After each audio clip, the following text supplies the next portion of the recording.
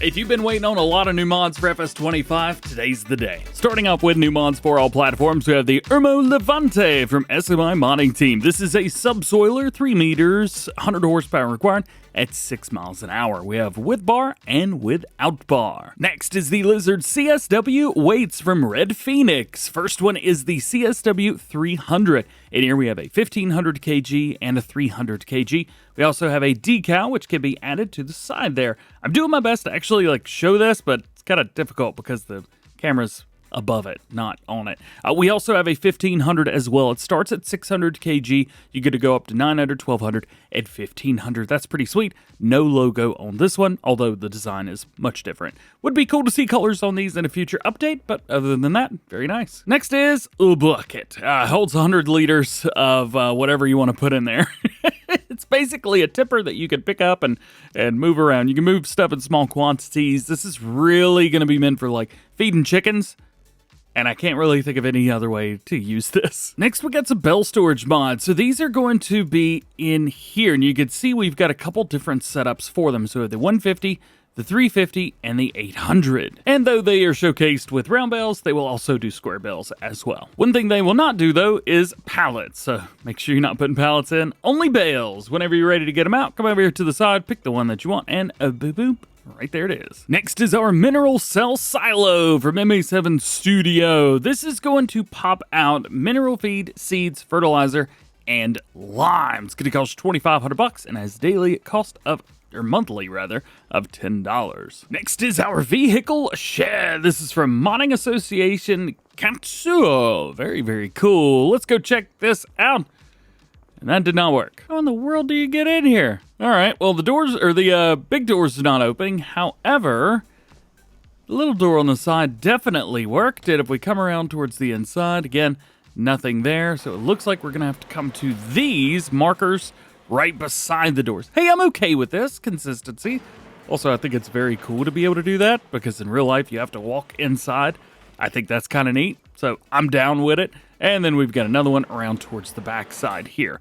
If we pop out and take a look at this, we also have customization, which is very cool. Here are the colors that you've got for this. So if you want a nice bright red one, all you got to do is do that, put it down, and then wha-bam. Now you got a red one as well. Next, we've got another shed. This is the large storage halls. And we say halls because there are two versions. One version has a door on the end, and the other version has a door on the end, but then a door on the front. So you could kind of choose whichever one you like. Now, I'm going to assume that I cannot open that from there, and I cannot. Where's my door? Aha, here it is. So we could come up to this, open our door there, and now on the inside, we can, boop, open our doors. There's another one down there. Next, we have the sheds and storages. There's technically 4 different things in here. There's 2 different sizes of sheds, both of which can be used for bale and pallet storage. So what I've done is the regular one, we've gone for a normal, and the larger one, we've gone for a bale and pallet storage. So the large version is going to hold 800 bales of pallets. Small one's going to hold 500, but again, you don't have to have that if you don't want to. These can be found in silos or in sheds, as you can see right here. And if I'm completely honest, they're only a little bit different in size, like barely. I don't even know if it would have been worth actually creating 2 of these. That seems like more work than it's worth. But hey, here you go. They're here if you want them. We also have the return of the small gravity fuel tank from Red Phoenix. There's 2 different versions here, which can be customized. You have the red, or you have the old and rusty. If we go up and take a look, we could put up to 1,240 liters in there, or you can go up by 5s, 10s, and 50s. Here's a biggie, the small stational workshop trailer. This is a workshop, and I am curious, because the only place you can repaint things is over here at the store. So, can we repaint at this? I know the one in the base game we cannot. So, can we here? Because I'm sure there'll be some people that are curious about it. And no, you can only repair. Next up is the small bunker silos. So there's a couple different sets here. You have 1 U and then 2 straight on. And these can actually snap together, which is great news. Ba-bam, ba-bam, ba-bam. I can do this all day. They've also said that each one of these will hold around 300,000 liters of chaff. Next, we got the old barn with a shelter. This bad boy right here is an old barn used as a small stable and silo before. Now it stores your machines and keeps them dry. However, for some reason, this won't let me in. What's the dealio here? Yeah, I don't know what's going on, but that will not let me in. There's no way to get in. Can I get out either? No, I can't get out. There's a collision there still. That is just existent. Don't know what else to say. We got a button here that's not working for some reason. Let's turn on the HUD, see if there's anything I can do. Turn on shed lights. It's the left button. Do not like that. It's not normal. And then around towards the back side, we've got this area right here where you can store crops or anything like that. It's not a silo, so don't be worrying about that. Don't be thinking it's going to do like that. And then we can open this up as well. This works. However, this has collision still. So I'm not saying I would avoid this, but it doesn't work 100%. So probably going to have to get updated. Next is Machine Barn. This one's pretty simple. $51,000 on here. 26 meters by 18. No doors, but we do have a nice interior. Also, the wood on this looks great.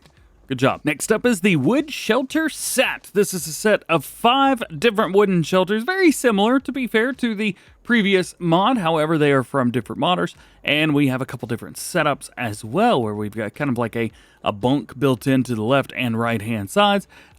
Feel like some of this probably could have been done with customization options.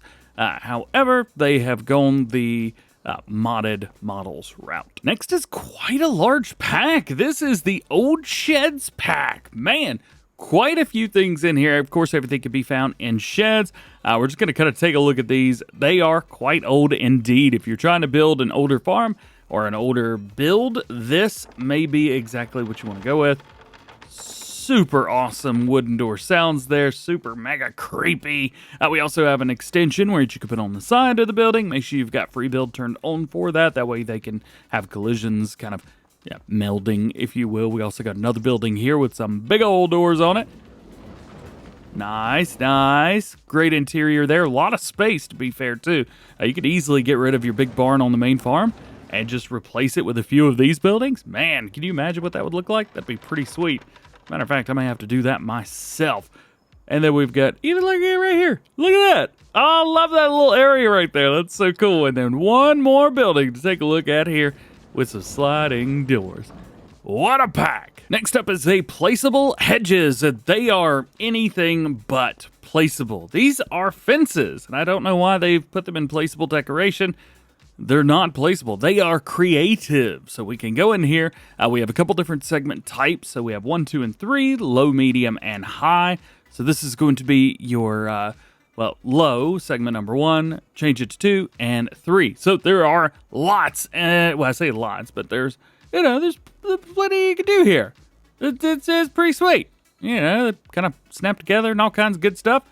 It's really cool to see that. I dig it very, very much. However, they are not placeable. They are creatable. However, something that is placeable is this guy, the Concrete Ring Pack. It's actually a pack. There's some stuff in here. So we click on the concrete ring, then we customize. We have a 2 meter, 4, 6, 8, and 10. And once you've got what you want selected, you just place it down. And you could put all kinds of them in here. Yeah. These are really nice if you've got something like a tree and you want to place these around, then put some bushes around that. Makes a really, really nice decoration. We also have a pack of decorative tiles. So these are pretty interesting. There are no customizations as far as I've been able to tell. However, they are just simply tiles that you can place down. Not really a thing that I'm familiar with as far as agricultural and farming goes. However, this may be exactly what you've been looking for, and if it is, well, hey, they're here now. Lastly, we have debris for the farm, or debris. It's just stuff. It's debris, stuff hanging around, blocks and bricks and tin and all kinds of stuff just hanging out. So if your farm is too clean, well, hey, Now you have some debris. Let's move along now to PC and Mac mods, and the first one is guaranteed crop prices. Now, I have shown this off before. I actually utilized the early access version of this from Disturb Simulation, so shouty outy to them. Basically, you just get the best prices all the time, no matter what. You can see right here, we are in August, for example, best prices in October. Guess what? We're already getting more than the best price. The prices are going to be kind of leveled out all the time, which is great news. Now, prices are still going to vary a little bit. They're not going to vary a lot. However, the way the game calculates prices and potentially having multiple sell points when added to an existing game, saying the price variation graph will show the old variation until you progress through 1 year in game. That's why this still looks like up and up and up. However, you can see my prices here are just fantastic. So I highly recommend this mod if you guys are utilizing, well, anything where you want more money. Use this mod. Next is a fun one. It's called Paint Terraform Anywhere. I want this dirt to be over there now, or over here. Ha ha! I can do whatever I want. We can also terraform this area if it's something that you really want to. You want to see if the train can, go through, can you stop the train? Do people still do that in GTA? I don't know, man. But you could do that if you want to. Now we basically have the option to do that everywhere. Yay! Love it! Oh. Next is a script. This is the Cultivator Field Creator. This mod enables field creation of cultivators, disc harrows, also power harrows, spaders, and subsoilers. So, if you don't want to use a plow and you don't have buddies that have made you a mod that makes everything plow up, well, then you're going to want to use this mod. So, I think I've got a video coming out, is it today, maybe tomorrow, where I needed to create a new field, and I ended up using a new plow mod from the plow pack, or the Culti plow pack, sorry. Yeah, I didn't need to do that now that this is out, so you can use any of those things. Even this. You can create a field with this. It's not plowing, but it will allow you to create the field. Here's another fun one. This is Realistic Cab View. This is designed to add a little bit of realism to the first-person in-cab views. It creates a better viewing for reversing and attaching implements by allowing the player to lean over and check it out. So whichever direction you're looking in, you can lean forward. That's going to be left shift. Oh, no. Don't turn on sticky keys. Get out of here. I'm playing a farming game. Leave me alone. Anyway, there you go. It works. It's awesome. This is a mod that I utilized almost exclusively in Farm Sim 22. Loved it, and it's back. The next mod is not this tree, but it kind of has to do with this tree. Info Display Extension, a small mod to extend the displays at the very bottom right-hand corner. So this will work for silos, for productions, animal sheds, dung heaps, trees, which is why I was like, hey, check out the tree. Yeah. See, it's a northern catalpa with a 13.5 meter length and a diameter of 11.2 meters. It's pretty sweet. It also works with other stuff too, but that's basically how I utilized it. It also adds units of numbers where possible, as everything is not in liters. So that's pretty cool. It says it even works on vehicles. Let's go over here and check out this vehicle out, see what we got. Oh yeah, look at that. John Deere 7R 270, rented by me, because I didn't buy it, even though I have $100 million. Tells us our diesel and our power. That's pretty darn cool. Again, this is another mod that's coming back. Great features on here, and I love it. Here's another super duper cool one. This is Greenhouse Automatic Watering. So now, whenever you put down a greenhouse and you check out the menu, there's a new button down here called Enable Watering. Now, you're going to have to pay for it, but if you click that, water will happen over time, which is great. I love it. Yes. Fast forwarded 2 hours in game, and you can see we got 6,388 liters in there, which is going to be more than enough to keep everything rocking and rolling. That is super cool. Next, I don't know the best way to describe this one, so I'm just going to show it to you. Oh, that's how you make a lot of people mad all at once. Hold it. Hold the wheelie. Oh, I'm holding it. Oh, I dropped it. This is the wheelie mod. You hold left shift and you accelerate. Just like that. No! Get your sticky keys crap out of here. So this is not going to work if you are driving alone and hit shift. So it's just gonna drive like normal. However, if you stop from nowhere, yay, it works. It works on everything. At least it should work on everything. DjGoHam wheelie test. Take 1.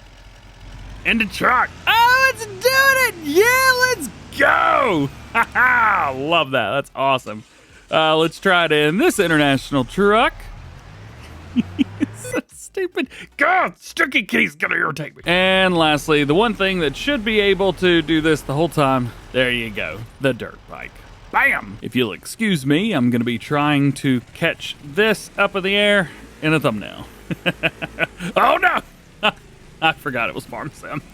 Next. We have the brightly colored green and blue Ceres GC600. This is a mulcher, 70 horsepower required, 3 meters, 12 miles an hour. And we also have a Fronttank, which unfortunately doesn't match anything we have in the game yet. So hopefully we get something else soon. This is the Fronttank 1100L Delvano. 1,100 liters. We also have the extended leasing mod. Stop with breaking down the dealer's tractors and equipment and not having to pay for it. With this mod, you have to pay the repair costs when you return the tractor or equipment. Additionally, you've to pay washing costs. You've to pay wash costs?